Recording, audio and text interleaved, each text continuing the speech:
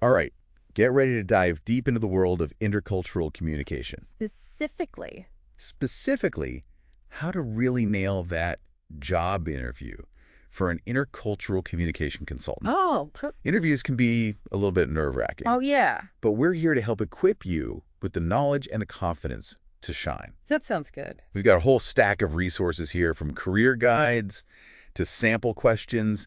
We even have some insights from AI-powered tools like RoleCatcher Oh, cool. to help you not just answer questions, but really impress those interviewers. So what's so fascinating about this role is that it's not just about understanding different cultures It's about helping organizations unlock their full potential. in a globalized world. Right. Exactly. So bridging communication gaps, Yeah. smoothing over international negotiations, crafting training that works across cultures. It's really impactful. Let's break that down a little bit more. Okay. So our sources highlight that a big part of this role is analyzing those cultural differences and then advising on strategies for communication and collaboration. Right. It just sounds like a really dynamic career, doesn't it? Absolutely. And the demand for this kind of expertise is growing so rapidly. Yeah. As businesses expand internationally, they're realizing just how much they need these professionals who can help them navigate all the complexities of these intercultural interactions. It's good news if you're looking at job prospects there. Definitely. But even with this promising outlook, it's really important to understand the skills and the knowledge that you need to succeed. Right. Our sources point to this blend of analytical abilities, but also communication skills. So things like advising on public relations, implementing those strategic plans, active listening, intercultural awareness, and really a deep understanding of cultural dynamics. So it's about connecting that theory and practice. Yeah. Like, for example, you're advising a company on launching a product in a new market. You need to understand the nuances of that market, any potential communication barriers, and then develop a strategy that will resonate with the new audience. You're like a cultural detective. Yeah. This is where these tools like RoleCatcher come in. It can analyze job descriptions, identify the keywords and skills that employers are looking for, and even give you those tailored sample answers. Right. So it's like having a personal interview coach in your pocket. Exactly. Okay, so talking of bridging gaps, Yeah. let's dive into the main part of this deep dive. The interview prep. Yes, we'll tackle those common questions, discuss what interviewers are looking for, and explore how to come up with those strong, insightful responses. Okay, let's jump right in with a classic question. Okay. What experience do you have in intercultural communication? This is your moment to showcase your background, but also your passion. The interviewer wants to see how your academic work, internships, volunteer work, or previous work experience demonstrates your understanding of cultural dynamics. So think about projects you've worked on, challenges you faced, even personal experiences that have shaped your intercultural perspective. The source material gives a great example, actually. Oh, okay. They say, during my internship at a global nonprofit, I was responsible for developing training materials on cultural sensitivity for a team working in various countries. Nice. And it not only highlights the relevant experience, but it also shows your initiative and that practical application of your knowledge. That's really good, but it's important to go beyond just listing those experiences. Yeah. Really connect the dots for the interviewer. Yeah. Explain what you learned, how you overcame those challenges, and how those experiences have made you ready for this role. And don't be surprised if they follow up with something like, can you give an example of a specific cultural difference you encountered and how you navigated it? Yeah, so this is where you get to showcase your sensitivity, but also how adaptable you are. Choose an example that really demonstrates your understanding of those cultural nuances and how you can adjust your communication style to suit. So for example, You could talk about maybe working with a client from a high context culture where communication's a bit more indirect and nuanced. right. You could explain how you learn to really pay attention to those nonverbal cues and to build relationships before going into business discussions. It's a great example of cultural intelligence in action. It really is. It shows that you can not only identify the cultural differences, but actually adapt your approach to build those bridges. And foster that understanding. Okay, let's move on to a question about staying up to date. Okay. How do you stay up to date with intercultural trends and best practices? This is about showing how committed you are to continuously learning. The interviewer wants to know that you're actively engaged in expanding your knowledge and keeping up with this ever-evolving field. So attending conferences, reading those industry publications, following thought leaders, Yeah. participating in online forums, or even professional organizations like CTAR. Exactly. And this is where RoleCatcher's AI can be a great resource. Mm-hmm. It can suggest specific publications, organizations, or thought leaders to mention, Oh, wow. making sure your response is tailored for the specific role and industry you're going for. It's like having a personalized research assistant. Yeah, exactly. Now, let's get to a question about your approach. All right. How do you approach working with clients from different cultural backgrounds? So this is your chance to really highlight your client-centered approach, Yeah. those active listening skills, and your cultural sensitivity. So you might say. You might say something like, I believe in taking a client-centered approach and actively listening to understand their specific needs and cultural perspectives. To illustrate this a bit further, you could add. You could add, for example, when working with a client from a high-context culture, I am mindful of nonverbal cues and indirect communication styles. Mm-hmm. That's a fantastic way to really show you understand those different communication styles and how you can adapt your approach accordingly. Do you think they might follow up with something like, can you describe a situation where you had to adapt your communication style to meet the needs of a client from a different culture? What was the outcome? Oh, for sure. So this is where you get to provide that concrete example that shows your adaptability. Yeah. And what positive results you achieved. Because remember, being specific makes your answers more memorable and have more impact. Absolutely. Okay, next let's tackle a question that digs into your analytical skills. Okay. How do you assess the effectiveness of intercultural communication strategies? So it's all about how you measure success and show the value of your work. Mm-hmm. So think about things like employee satisfaction surveys, or the impact of training programs on cross-cultural collaboration, or even the reduction of misunderstandings in global teams. It's really showcasing your ability to think critically and use data to support your decisions. Exactly. You could say something like, after implementing a cultural awareness training program, we saw a significant decrease in cross-cultural misunderstandings and an improvement in team cohesion. Quantifying those results makes your impact way more tangible. Right. Now, this next question. Yeah. It can be tricky, but it's crucial in this role. Okay. How do you handle conflicts that arise due to cultural differences? This is where you show off your conflict resolution skills in a cross-cultural context. Mm-hmm. It's about showcasing your ability to stay neutral, mediate well, and find solutions that work for everyone. So how would you begin to answer that? Start by acknowledging how complex cross-cultural conflicts can be. Yeah. Then, just outline your approach. You could say, I believe in active listening and seeking to understand each party's perspective, as well as the cultural factors that could be contributing to the conflict. And mentioning specific conflict resolution techniques that you've used can really add a little something to your answer.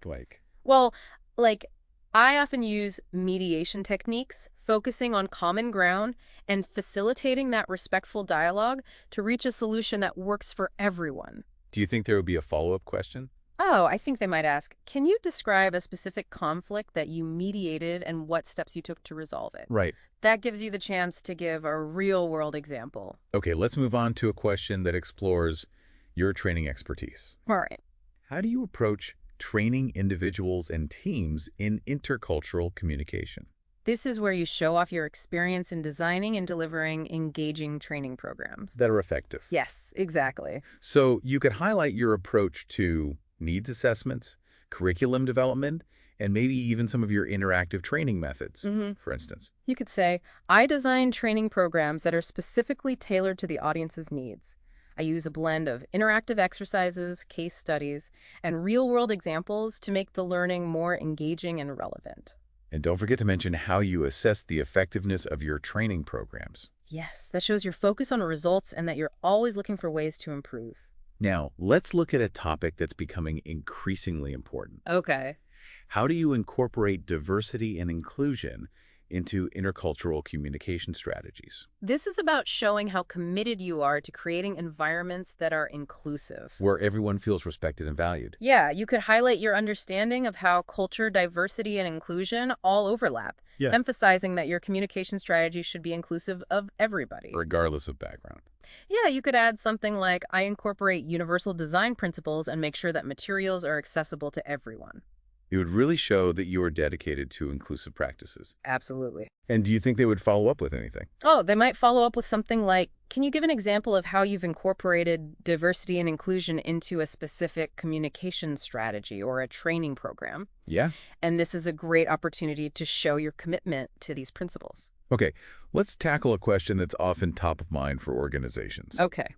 How do you measure the ROI of intercultural communication strategies? It's about connecting what you do to tangible business outcomes. You need to really showcase your ability to measure the effectiveness of your strategies and demonstrate the value that they bring. Right. So discuss specific metrics that you use, things like improved employee engagement or increased productivity, reduced conflicts, or even enhanced customer satisfaction. So you could give an example like, By implementing intercultural communication strategies, we've seen a big reduction in project delays that were caused by cross-cultural misunderstandings. This has led to cost savings for the organization. and remember, RoleCatcher can help you quantify these results too. Yeah. By suggesting metrics that are specific to the industry and giving you data points to back up your claims. That can make your answers really stand out. And demonstrate how much you understand that business impact. Absolutely. Now, this next question requires a nuanced approach. Okay. How would you approach addressing unconscious bias in a cross-cultural training program? This is about showing your understanding of unconscious bias and your ability to approach it in a way that is sensitive and effective. Right. Begin by acknowledging just how prevalent unconscious bias is and the impact that it has on cross-cultural interactions. So you could say something like, I believe in creating a safe and inclusive learning environment where participants feel comfortable discussing these sensitive topics. yeah, And to really show your expertise, you could add, I use a variety of techniques to address unconscious bias, including self-reflection exercises, scenario-based discussions, and introducing strategies to reduce bias in communication and decision-making. right. And the follow-up question. I think it could be something like, can you give an example of an activity or exercise you've used to raise awareness of unconscious bias in a cross-cultural training program? It's a chance to be creative It is. and show how you can engage participants in meaningful discussions. Okay, this next one tests your knowledge of cultural dimensions. Oh, okay. How would you approach working with a team that has members from individualistic and collectivistic cultures? So this requires you to show your understanding of frameworks, like Hofstede's cultural dimension. And how they impact team dynamics. Mm-hmm. So start by explaining the main differences between these orientations and how they can manifest in teams. Right. You could say something like, in individualistic cultures, individuals tend to prioritize their own goals and achievements, while in collectivistic cultures, there's more emphasis on group harmony and shared goals. And then, Then you could say, I would do some team building activities that encourage people to understand and appreciate the different perspectives. And I'd encourage open communication and collaboration so that everyone feels heard and valued. I think they could dig a little deeper there. Yeah, I think they might ask, can you give an example of a specific strategy or technique that you would use to bridge the gap between those individualistic and collectivistic team members? Okay, so that lets you apply your knowledge to real-world scenarios. Exactly. Right. Next up, a classic problem-solving question. Okay. You are tasked with developing a communication strategy for a global team working on a virtual project. All right. What factors would you consider? You need to take a strategic approach here. Showcasing your ability to analyze a complex situation and come up with a communication plan that covers everything. Yeah, so start by outlining the key challenges, like time zone differences or language barriers and that lack of nonverbal cues. Right. Then show your cultural sensitivity by mentioning the importance of considering the cultural preferences of your team members and making sure those communication methods are inclusive and respectful of all those different styles. You could say, I would make sure that there are clear communication channels, using a variety of tools to help communication happen, whether the team is together at the same time or not.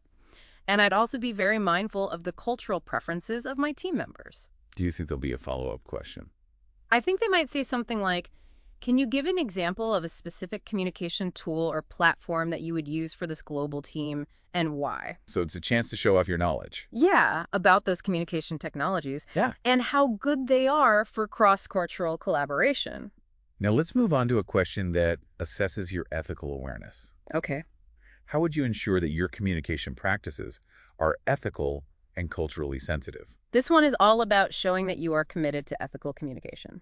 and that you can navigate those cultural differences with respect and sensitivity. Exactly. Start by highlighting the importance of cultural humility, recognizing that you don't have all the answers, and that you're committed to continuous learning and self-reflection. Right. So you might say something like, I believe in approaching intercultural communication with an open mind, trying to understand different perspectives and not making assumptions or using stereotypes.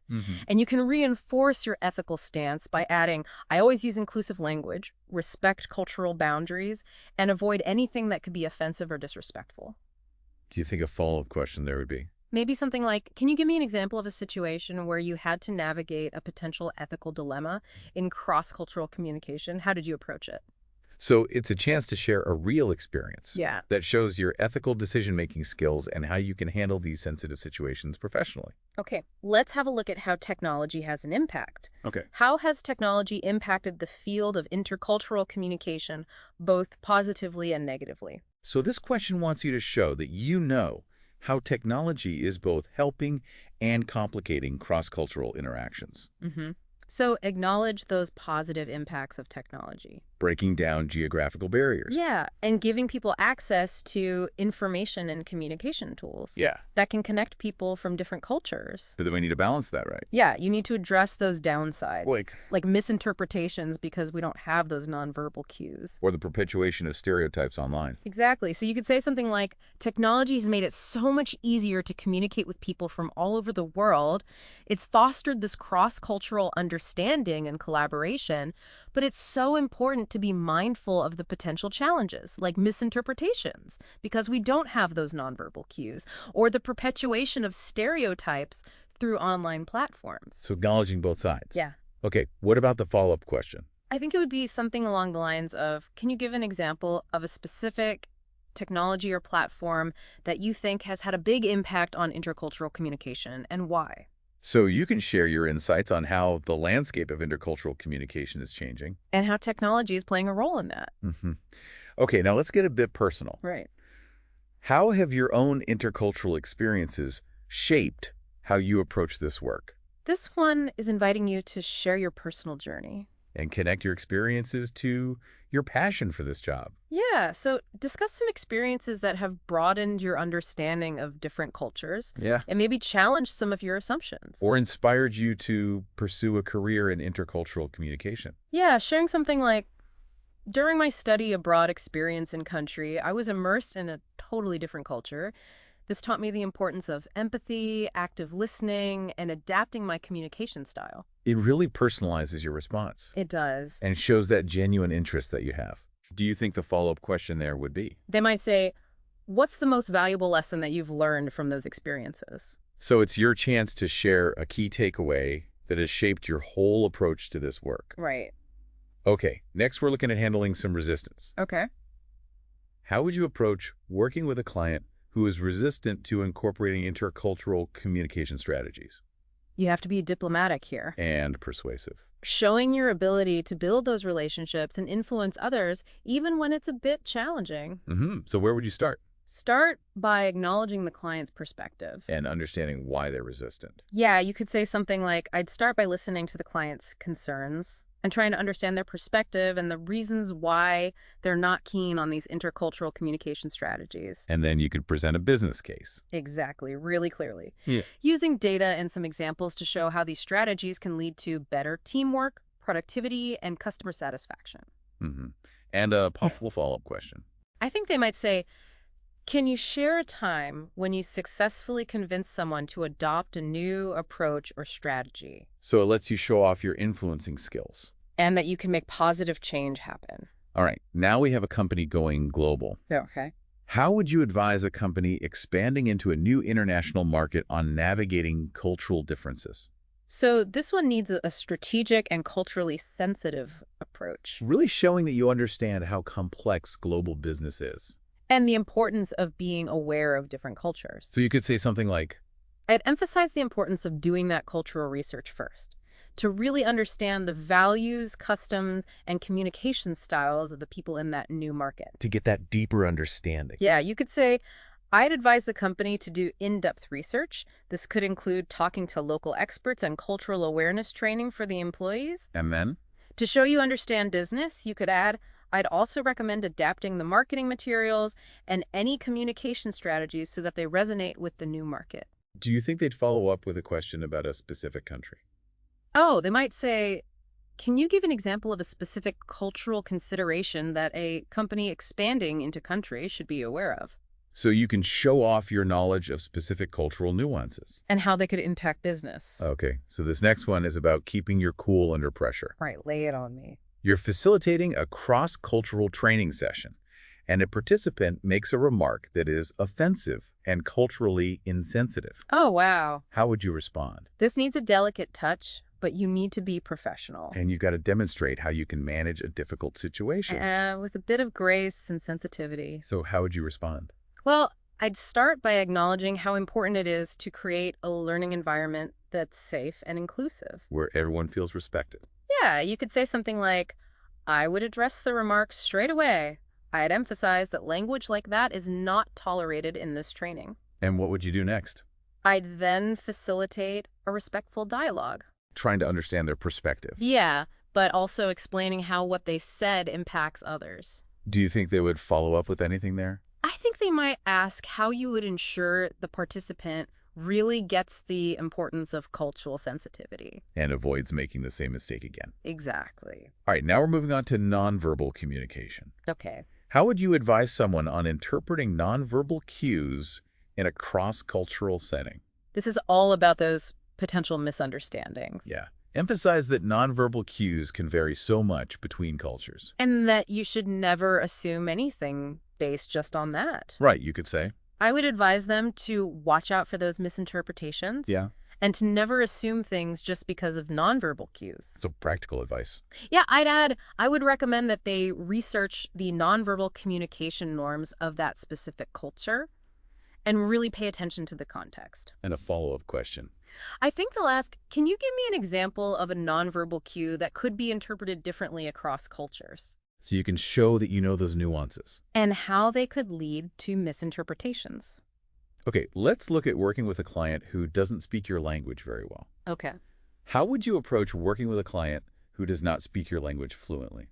This is about showing that you understand language barriers can be difficult and that you can communicate effectively. Yeah, and you could start by acknowledging how important communication is. Especially when someone's not a native speaker. Right, you could suggest A using simple language. speaking slowly and clearly. And avoiding any idioms or slang that might be difficult to understand. And what would you say?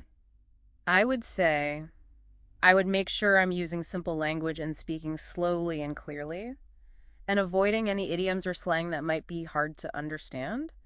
Then I'd add, I would also think about using visual aids or translation tools to make communication easier. And the follow-up question. I think they'll ask if you've ever worked with a client who doesn't speak your language well. And how you dealt with it. Now, let's talk about setting expectations. All right. How would you set realistic expectations with a client regarding the time it takes to see results from intercultural communication interventions? You need to show you understand that changing a culture takes time. Yeah. That it's a process. So you could say something like, I would emphasize to the client that these intercultural communication interventions are a long-term investment and that it takes time to build trust, foster understanding, and see a change in behaviors. And you could add, I would also give the client regular progress updates and highlight the small improvements that we're seeing as we go along. That's a good one. It shows you're on top of things. Okay, and a follow-up question. Maybe something like, what are some key milestones or indicators of progress that you would use to show how effective those interventions are? So you can show them how you measure the impact of your work Right. and demonstrate the value you're bringing. Okay, this one is about getting ready for different context. You're assigned to work on a project in a culture that is very different from your own. How would you prepare? This is all about showing your cultural humility. And that you're willing to learn and adapt to new environments. Yeah, highlight how important it is to do that research on the culture. So that you can understand those values, customs, and communication styles. Right, you could say.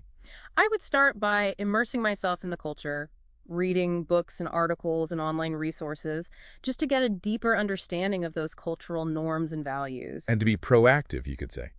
I would also try and connect with people from that culture, Yeah. either online or in person, just to learn from their firsthand experiences. Do you think they'd follow up by asking about a specific country? Oh, they might ask, what are some specific cultural considerations you'd be mindful of when working in country? So you can show you understand those nuances. And are sensitive to the different cultural perspectives. Okay, let's look at handling sensitive information. Yeah. How would you handle a situation where you learn confidential information about a client's cultural practices that could potentially be harmful or discriminatory? It's all about showing your ethical awareness. And your commitment to upholding those professional standards. So start by acknowledging how important confidentiality is. And that you have to protect that sensitive information. Yeah, you could say, I would treat all client information as confidential, and I would only share information if the law required it, or if I needed to prevent harm. To show your commitment to ethics, you could add. I would also consult with my supervisor or a professional ethics board to make sure I was handling it in the right way. And the follow-up. They might ask, have you ever been in a situation where you've had to make a difficult ethical decision? How did you deal with it? So it's another chance to give a real-world example. Yeah. Okay, let's explore advocating for diversity. Okay. How would you advocate for the value of cultural diversity within an organization? This is where you really show your passion. For intercultural understanding. Yeah, and you're making a case for the benefits of diversity. Highlight those benefits. Increased creativity and innovation, better problem-solving skills, Yeah. even better employee engagement and customer satisfaction. So what could you say? I believe that cultural diversity is such a valuable asset to any organization. It brings all these different perspectives and experiences, as well as ideas that can drive innovation and success. And to show you're an advocate. You could add, I would advocate for diversity by promoting inclusive hiring practices, a culture of respect and appreciation for those differences, and opportunities for people to learn from each other and collaborate. And the follow-up question. They might ask, can you give an example of a specific initiative or program that you would use to promote cultural diversity within an organization? This lets you show your commitment to creating a workplace that's inclusive. And has more diversity. Okay, let's get real about the challenges. What are some of the biggest challenges you think you'll face in this role? And how would you overcome them? They want you to be honest here, About the potential issues. but also to show your problem-solving skills. And your resilience. Yeah, acknowledge that intercultural communication can be complex. Things like... Things like language barriers, cultural misunderstandings, and potential conflict. Right. Then talk about how you'd overcome these by maybe building strong relationships, trying to understand those different perspectives, and communicating clearly and respectfully. So what could you say? I'd say, I think one of the biggest challenges will be navigating those cultural differences and avoiding misunderstandings or causing offense without meaning to. To try and overcome these, I'd focus on building good relationships. I'd try to understand those different perspectives, and I'd make sure I communicate clearly and respectfully. And the follow-up. I think they might ask you to share an example of a time that you faced a challenge in a cross-cultural setting. And how you handled it. Yeah. Now let's talk about the future. Okay. Where do you see yourself in 5 years? And how did this role fit into your career aspirations? This is your chance to talk about those goals. And show how this role sits into your long-term vision. Express your passion for this work and that you want to make a difference in the field. Right. Then connect the role to your aspirations by explaining how it allows you to use your knowledge and skills in a real-world setting. To make a real impact. Yeah, you could say, in 5 years, I see myself as a leader in intercultural communication, helping organizations create inclusive and collaborative environments that really value diversity. This role would help me get there because it lets me apply my knowledge and skills and make a real difference for organizations and individuals. And a follow-up question. They might say, what steps are you going to take to achieve your goals? Okay, so you can show them that you're proactive. And committed to continuous learning and growth. Now, let's look at how to adapt leadership styles. How would you advise a leader on adapting their leadership style to effectively manage a team from a different culture? So this question needs you to show that you understand. Correct. Cross-cultural leadership. And that it's important to change their leadership style to match different cultural contexts. Yeah, so start by emphasizing that there's no one-size-fits-all approach. Right. And that they need to be adaptable and sensitive to the cultural values of their team. Exactly, you could say. I would advise them to be mindful of those cultural dimensions that impact how they lead. Things like power distance, whether the culture is more individualistic or collectivist, and how much they avoid uncertainty. And to make it more practical, I'd recommend they get some feedback from their team members observe them. and adjust their leadership style based on what they learn. Do you think they'll ask for a specific example? Yeah, I think they might ask, can you give an example of a leadership style that might be better in a collectivist culture compared to an individualistic one? Okay, so you can show that you know about those different leadership styles. Yeah. And how suitable they are for different cultures. Now, let's look at the key elements of training. Right. What are the key elements of an effective cultural awareness training program? This is about showing that you can design and deliver training programs that have a real impact and foster cultural understanding. So we could start by highlighting the importance of those needs assessments. Right. So the training is tailored to the people attending. And you could explain that a program that works well will incorporate loads of different interactive activities. Like case studies, role-playing, and discussions to keep people engaged. So what could you say? I'd say an effective cultural awareness training program should start with a really thorough needs assessment. So we know what people already know and what they've experienced. We also need to know what they want to get out of the training. The program should also have lots of different activities like case studies, role-playing, and discussions to keep people engaged and help them learn. Do you think they'll ask for a specific activity? Oh, they might ask, can you give an example of an activity or exercise that you think really works in promoting cultural awareness? So this gives you a chance to be creative. And show how you can engage participants in learning. Okay, now we're talking about empathy. Right. How do you cultivate empathy in cross-cultural interactions? We need to really highlight empathy here. It's so fundamental. That's what makes intercultural communication effective.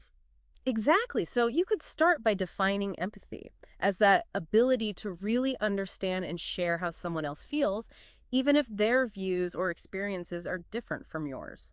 Then you could give some tips on how to cultivate empathy. Like listening actively, asking open-ended questions, Avoiding making assumptions. and being aware of your own biases. So what would you say? Cultivating empathy needs active listening, trying to understand other people's points of view, and really putting yourself in their shoes. I encourage people to ask open-ended questions and avoid jumping to conclusions. It's also important to be aware of your own biases.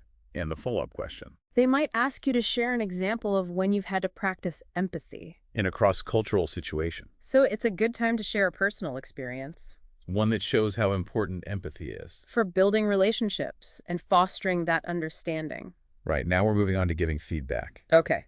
How do you provide constructive feedback in a way that is culturally sensitive and respectful? This is all about showing that you can give feedback that works.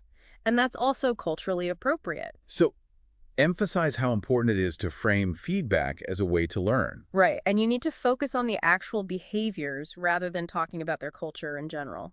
It's important to consider the cultural norms about feedback. Yeah, like if direct or indirect feedback is better. And adjust your approach accordingly. You could say something like, I'd give feedback in private using a tone that is supportive and respectful, and I'd focus on things they've done rather than who they are. I'd also be mindful of the cultural norms around giving feedback. For example, whether direct or indirect feedback is better, then I'd change my approach accordingly. Okay, and a follow-up question. I think they might ask, can you share an example of a time that you had to give feedback to someone from a different culture? What did you do? That gives you a chance to show how you can give feedback that is constructive and respectful. Okay, so this next one is all about cultural self-awareness. Why is cultural self-awareness so important in intercultural communication? It's about showing just how important cultural self-awareness is when you're trying to develop intercultural competence. Yeah, so define cultural self-awareness. It's that ability to understand your own values, beliefs, and those biases, Right. and how they affect how you communicate and interact with others. By understanding our own culture, we can be more open-minded, And accept those different points of view. which leads to much better and more respectful communication. So what could you say? Cultural self-awareness is essential because it lets us recognize our own cultural lens and make sure we're not imposing our own values or assumptions on other people. By understanding our own culture, we can be more open-minded and accept those different points of view. which leads to much better and more respectful communication. And the follow-up question. I think they might ask about what you do to increase your own cultural self-awareness. So it's a chance to share your own approach. And how you continuously learn and grow. Okay, last question for this section. Lay it on me. How can nonverbal communication be used to show respect in cross-cultural interactions? This is about highlighting nonverbal communication and how important it is in showing respect, but also how it can be misinterpreted in different cultures. So you could start by emphasizing that things like body language, eye contact, and gestures can all show respect. Or disrespect. It all depends on the culture. Exactly. So it's really important to understand those cultural norms around these nonverbal cues. And research the norms of that specific culture that you're interacting with. I'd say something like nonverbal communication can be really powerful when you want to show respect, but you have to be mindful of the cultural norms and expectations. For example, in some cultures, looking directly at someone is seen as respectful, whereas in others, it can come across as aggressive or challenging. Do you think they might ask for a specific example? Oh, they might ask for an example of a nonverbal cue that could be misinterpreted in different cultures. So you could talk about the thumbs up gesture. Which is seen as positive in the West, but can be offensive in some Middle Eastern and South American cultures. It's crazy to think that even a small gesture can have different meanings. It really is. Now, before we go on to the next section, let's talk about how RoleCatcher can help people get ready for these questions. Oh yeah, RoleCatcher's AI is so helpful when you're prepping for an interview. It can analyze job descriptions, identify those keywords and skills you need to highlight, and even give you tailored sample answers. It's like having your own interview coach. Giving you feedback and helping you perfect those answers. It's about taking that preparation to the next level. And presenting your best self in the interview. Now stick around for the next section, where we'll dig a bit deeper into the Intercultural Communication Consultant role. Including those career paths and certifications. We'll see you soon. And we're back for the final part of our deep dive. Yeah, we've really explored this role, haven't we? We have, from those changing responsibilities to how important continuous learning and cultural humility are. And all those interview questions. We've given you the tools to craft some strong answers. And we've talked about how much those AI-powered tools like RoleCatcher can help. So much. But before we go, I really want to stress that interviewing is a two-way street. It's not just about them checking you out. It's your chance to see if the role and the organization are right for you. It's about what you want. So ask those insightful questions, the ones that show you've done your research and you're genuinely interested. What would you ask? I might ask about what they do to promote diversity and inclusion. Or how they help their employees develop professionally in this area. Exactly. Asking good questions gives you valuable information, but it also leaves a good impression. And shows that you're serious about the opportunity. Okay, let's recap what we've learned. Preparation is key. Research the company, the role, and those common interview questions. Make sure your answers highlight those relevant skills and experiences. Use real examples to show off your expertise and how you've handled things in the past. Don't forget about those AI tools like RoleCatcher. To help you fine-tune your answers and get some valuable insights. And remember, confidence is key. You've got this. Show them your enthusiasm, that you're always learning, and that you want to make a positive impact. Just be yourself and let your passion shine through. The right opportunity will come along. And with the right preparation, you'll be ready. Now, something to think about. Okay. How do you think the role of an intercultural communication consultant will change in the next 10 years? It's a really interesting question to think about, especially when the world's becoming more and more interconnected. We've loved exploring this with you. Yeah. Best of luck in your job search. See you next time.